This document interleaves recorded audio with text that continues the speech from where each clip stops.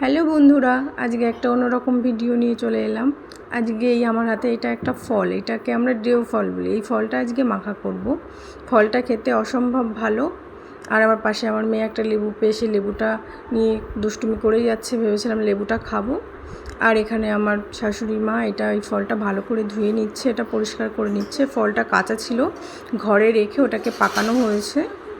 দেখো ফলটা ভিতরটাতে এরকম আছে দেখতে, আর খেতে খুব ভালো। যারা এখনও ডেও ফল খাওনি তারা একবার ট্রাই করে দেখবে, খুব ভালো। এটার মধ্যে এই যে ছোট ছোট বীজ আছে, ছোট ছোট বীজ, এই দেখো আমার শাশুড়ি মা ওটা আবার দেখিয়ে দিচ্ছে ছোট ছোট বীজগুলোকে। আর খেতে অসম্ভব ভালো। তোমাদের সবাইকে বলবো, যারা যারা ভিডিওটা দেখবে সবাইকে বলবো একবার ট্রাই করতে। আর এটার ভিতরে সেমন কিছুই দেবে না, শুধু লঙ্কা, লবণ আর একটু চিনি দেবে।